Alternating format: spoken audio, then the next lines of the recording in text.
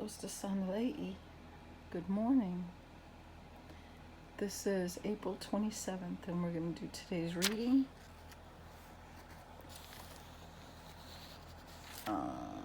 Anyway. Okay, so we're reading this one. Alright. Don't brag about your plans for tomorrow. Wait and see what happens.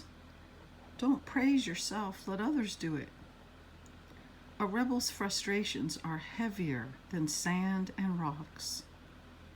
Jealousy is more dangerous and cruel than anger. Open rebuke is better than hidden love. Wounds from a friend are better than kisses from an enemy.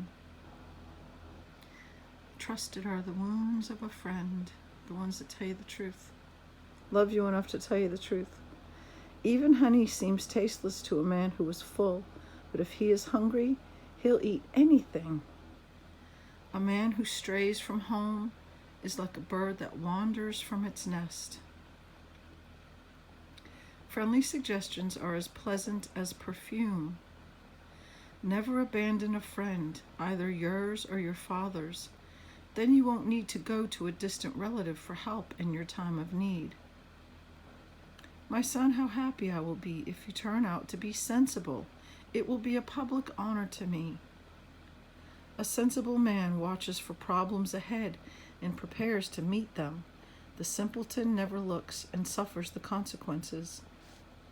The world's poorest credit risk is the man who agrees to pay a stranger's debts. Ooh. I just thought of something.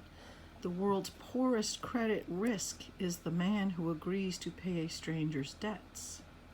So what happens to all these credit card companies who have now given all these young people, 30 and under, who are making more money not working and getting money stuffed into their accounts every month? Aren't they risking something? How are they ever going to get all that back, what they're doing? They must have a plan to... I'm not going to say that. I don't want to be banned. There's a saying, take it out in... Oh boy. The world's poorest credit risk is the man who agrees to pay a stranger's debts. If you shout a pleasant greeting to a friend too early in the morning, he will count it as a curse. A constant dripping on a rainy day and a cranky woman are much alike. You can no more stop her complaints than you can stop the wind or hold on to anything with oil-slick hands. Now, I had done a post about why I had to make a certain decision in my life. I was on my way to becoming a crabby, cranky woman again. I had been there years and years ago, and the Lord healed me. He took me through a process and showed me things, and but I was becoming like a dripping faucet. Listen, to a man, if something irritates him, and it happens once a month, but it's every single month to him, it feels like it's every day. So I had become like a dripping faucet. It was getting further and further apart when I would be triggered by something and would start asking questions or however I was trying to handle the situation, and it was causing problems in that other person's life. That's not okay. So because I couldn't stop my questioning, I couldn't stop the worrying in my brain from trying to put things together that didn't make sense. I couldn't stop. I couldn't stop that in my brain and in my mouth anymore that I could hold on to anything with oil slick. And believe me, I tried 2 counselors, money on counselors, fasting, people praying like crazy, 5 years of just trying to get rid of it, and I couldn't. I did everything. So in the end, you got to walk away. You can't do that to someone. Like I said, even if it was once a month or once every 3 weeks, something, it didn't matter. It doesn't matter. Do no harm. The physician's code is do no harm. And I will walk in my life not doing harm, not intentionally. Your words can hurt sometimes when they're telling the truth. Anyway, long discussion on one little passage, okay? A friendly discussion is as stimulating as the sparks that fly when iron strikes iron. Oh yeah, sometimes if you're in conversation with someone and things are just hitting.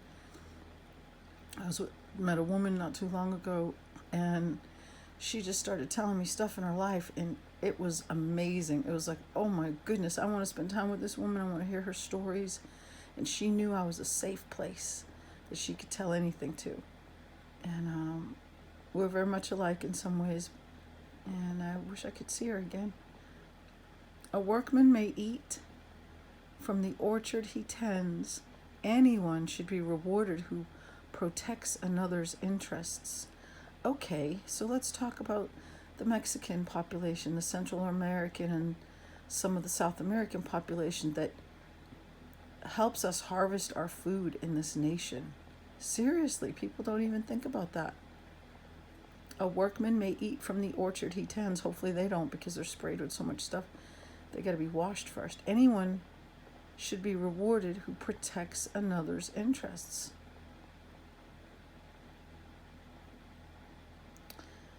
And I believe that they will be. I believe that those people, maybe not the exact ones that have worked, but their families will be rewarded here in America because they took care of us. They fed us. We don't have people that'll go harvest our fields. And I live in Georgia. I see some of what goes on in the fields.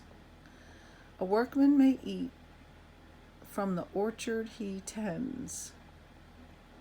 And there's another one that's, I think it might be this one, don't muzzle an ox while he's treading the grain. In other words, if he wants to stop and get a bite of grain, let him. He's working. He needs to eat. Okay, a mirror reflects a man's face.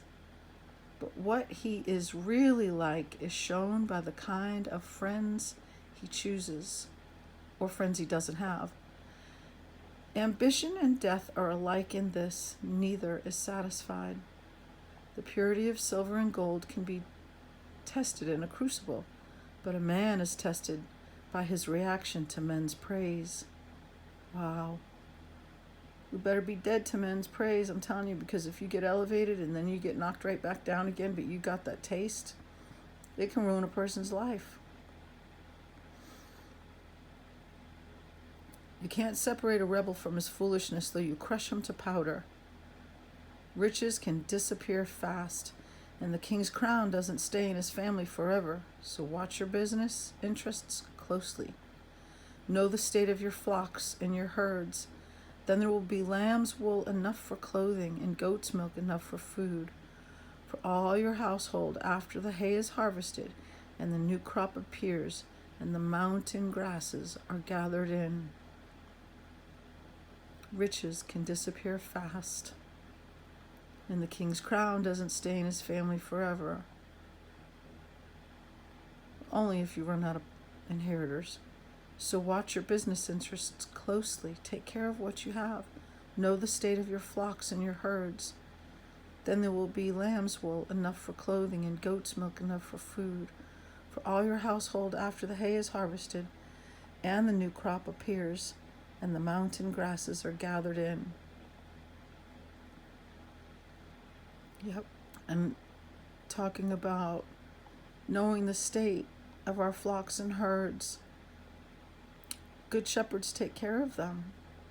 Good shepherds make sure they don't get parasites stuck in their head. If you're a shepherd of sheep, you know that parasites can burrow down in the top of their head. That's why in Psalm 23 it talks about, you have anointed my head with oil. They put certain types of oil in the hair of sheep and goats so that the flies and bugs couldn't come and lay their eggs there. There was a purpose for that. It wasn't trying to make the animals smell good out in the wilderness. So, okay, well, this will program your mind for wisdom. If you do not have the word in you, I want to highly recommend that. I would love to recommend a translation that flows smooth with the Hebrew words in it, and maybe somebody will know a really good one. I haven't gotten the other one recommended yet. But to memorize the word, to get it in you, you can change the word yourself from Jesus Christ to Yeshua HaMashiach. You can do that. It's easy, but the New King James was a translation that was ordained by heaven. And when you read that translation, or you hear that translation on CD or Dwell that Todd talked about, you are having a poetic download of something that is very powerful. And your spirit can grab it and it can transform you. This is wisdom. This is coded wisdom. If you like this translation, read it. Do not use the NIV, the New American Standard. They have no power. You can read it and feel it, like no power. But the New King James has power. This seems to have power. So when you're born again and you've been washed in the water, trust your gut. If something doesn't feel right with something, pray and then walk away. And if it's right, it'll be shown you. But it's better to run from something that can cause problems than wish you had. Wish you had. All right, today's still the supermoon's going around the other side of the earth. We have some very interesting planetary lineups going on that I noticed, and plus the sun. So, and Dana's dream. I'm prepared for anything, but I sure want to be back in Georgia with my kids. If anything was to happen. I know we keep waiting, but eventually something is going to happen. Okay, shalom. Shalom.